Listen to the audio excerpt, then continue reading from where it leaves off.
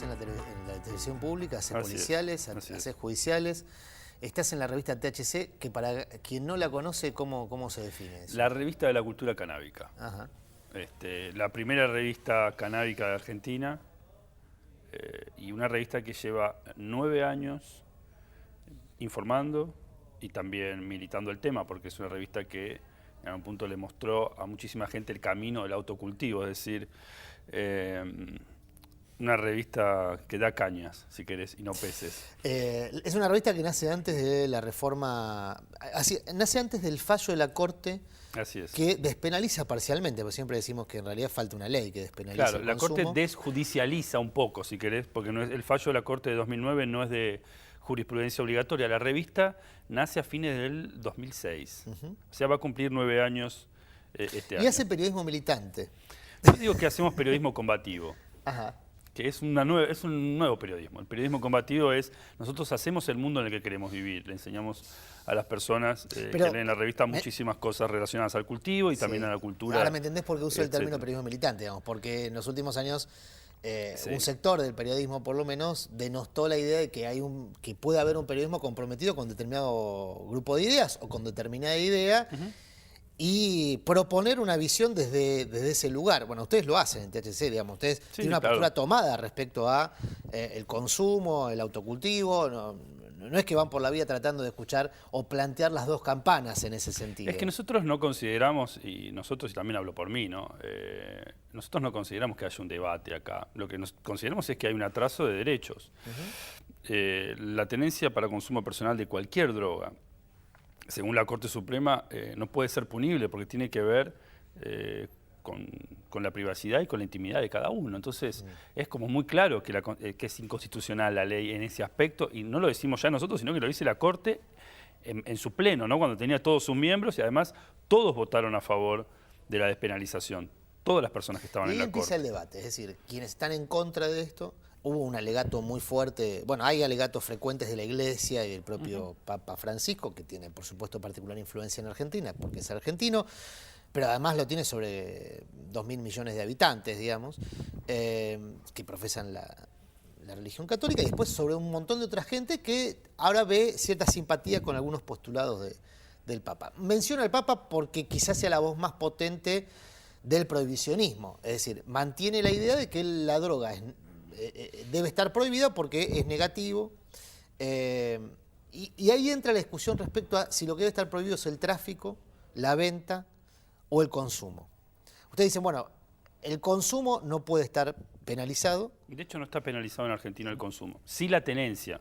Y si la tenencia, porque se puede presuponer que sea para comercialización. No, pero también porque la tenencia para consumo personal está penada en la ley. Eso es lo que estamos tratando de cambiar. El fallo de la Corte Suprema nos da la razón desde hace muchos años, ya desde 2009, pero como no cambia la ley, si vos tenés alguna droga, cualquier droga, aunque sea para consumo personal, eso implica una pena de 1 mes a 2 años o canjeable por un tratamiento, entre comillas, el tratamiento, porque vos podés ser consumidor y no adicto. Usted lo plantea es un problema de salud por un pública. tratamiento. Digamos, es un problema de salud pública que debe ser abordado como un problema de salud pública. O también puede ser un problema sociosanitario, si querés. A ver, con lo que decís respecto al Papa, el Papa ha tenido algunas veces frases muy encontradas, diciendo que no hay que criminalizar al adicto, por ejemplo, cosa que también dicen los curas villeros, pero cuando vos apurás un poco y decís, bueno, entonces despenalicemos la tenencia para consumo personal, porque eso es parte de la criminalización, te dicen, bueno, que es un mal mensaje, sobre todo a los jóvenes. Es decir, están de acuerdo con que no hay que criminalizar al adicto,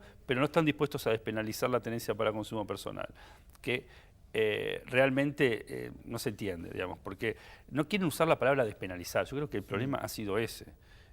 Ahora, ahí lo que te pueden decir, y sobre todo tengo amigos, el padre de la Serna, digamos, gente de la iglesia muy progresista. No, de la Serna está a favor de la despenalización, por entiendo eso, que sí. Pero que no te dejan de reconocer que vos tenés un problema muy grave con el tema de las adicciones y que hay una duda razonable respecto a cómo la despenaliza. Es cierto que meter al pibe en el sistema penal por una cuestión de tenencia es recriminalizarlo, o en tal caso meterlo en una escuela del delito, ¿sí?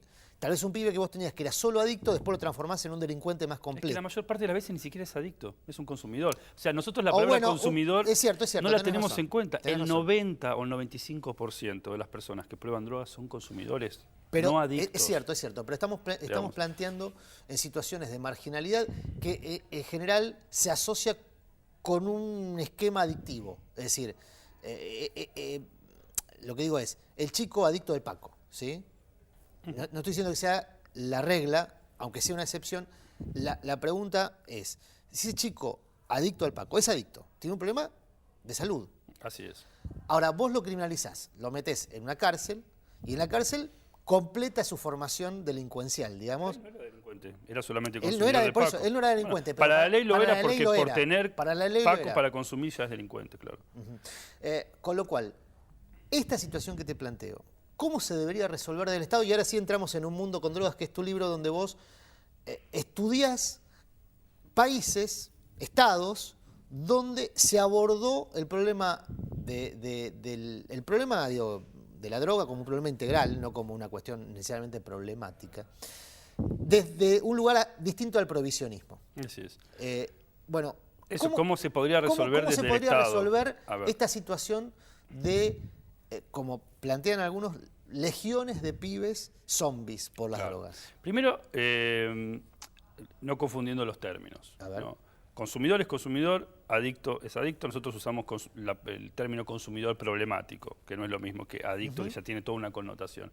Después tenemos una ley de salud mental y adicciones que establece que las personas que tienen algún tipo de consumo problemático son personas que padecen una enfermedad. En ningún punto son delincuentes y esa ley es de 2010. Por lo tanto, ley nueva deroga ley anterior que sería la de drogas. Algo que yo creo que los políticos no se están dando cuenta de este punto y lo importante que es la ley de salud mental y adicciones. Esa ley establece que las personas que tienen un padecimiento mental o de adicciones tienen derecho a elegir el mejor tratamiento, tienen derecho a negarse a un tratamiento, ¿sí? Y que la internación en todo caso es el último recurso. Hasta este momento la internación era el primer recurso, es decir, incluso las madres del Paco, no todas, por suerte, siempre están exigiendo esta idea de que hay que encerrar y hay que internar. Y la verdad es que desde hace muchos años la Organización Mundial de la Salud no recomienda este tipo de cosas. Primero porque aislar a una persona de su comunidad, dejarlo tirado 3, 6, 9 meses en una comunidad terapéutica sin poder volver a su casa, no le va a solucionar el problema. Cuando vuelva tal vez tenga una recaída. Y segundo es que es muy importante la voluntad de las personas. ¿Sí? Nosotros tenemos que respetar la voluntad de las personas. Si una persona mayor de edad consume sustancias, se está haciendo daño a sí mismo, no a terceros. Hay que terminar con esta idea de que el consumo genera un daño social, y etcétera, etcétera, etcétera. Esto es como muy claro, y si no tenemos este concepto no podemos ayudar a nadie. Pero Emilio, déjame decirte esto. A mí me gusta siempre aclarar desde qué lugar hablo, ¿no? Yo me siento más cerca del abolicionismo que de la penalización absoluta.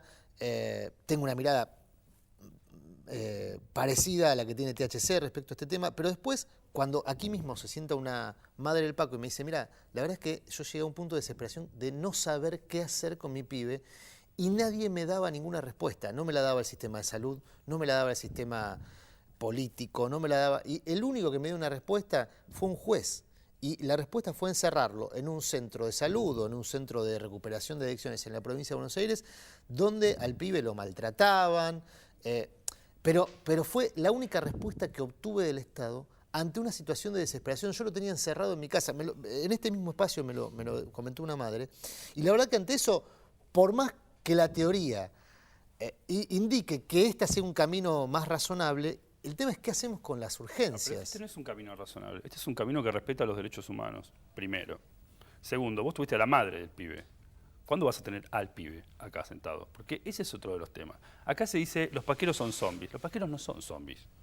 Y los paqueros no son paqueros. Son personas que está claro, durante la semana consumen Paco y que un día, después de 2 o 3 días, se despiertan. Entonces, y que tienen una voluntad. Y no una voluntad quebrada o chupada por la droga. Porque la droga no es una persona. ¿Sí? La droga no avanza, como tituló Clarín hace un par de semanas. Avanza el consumo de drogas, que es otra cosa. Entonces, nosotros tenemos que escuchar a esas personas, punto número 1. Tenemos que conseguir que, si quieren mejorar su estado de salud, sea voluntario. Y para eso, los dispositivos que ya hay y se empezaron a instalar, hay 1.200 millones de pesos bajados del Gobierno Nacional para crear distintos centros de atención y de prevención inespecífica y específica. ese es un punto importante que se están haciendo, y hay en Rosario, y hay en Buenos Aires, hay en muchos lugares. Entonces, dispositivos hay. El tema es, nosotros tenemos que aceptar que las personas consumen, ¿sí? Y no negarles la atención por eso. No puede ser que esta sea una enfermedad donde vos, hasta la ley de salud mental en este país, vos te tenías que curar de las adicciones para poder atenderte. Es decir, vos tenías que ir sobrio o no drogado a un hospital para que te atiendan. Eso es una locura. Y además te mandaban de ahí a centros de encierro, sean manicomios, sean comunidades terapéuticas. Eso terminó con la ley de salud mental. Y nosotros lo que estamos hablando es de un enfoque de derechos que no lo digo yo, lo dice la ley. Si no quieren cumplir la ley, incluso las madres del Paco no la quieren cumplir, es un problema de las madres del Paco. Yo lo que quiero decirte es que esos chicos, primero, no son la mayoría de los chicos jóvenes pobres de este país. No lo son. El consumo del Paco es mucho más pequeño de lo que se cree. Y segundo, que a esos chicos, si vos no les das una ducha, un café, no les das un oído, ese es el principio. No, está claro que, devolverles la dignidad.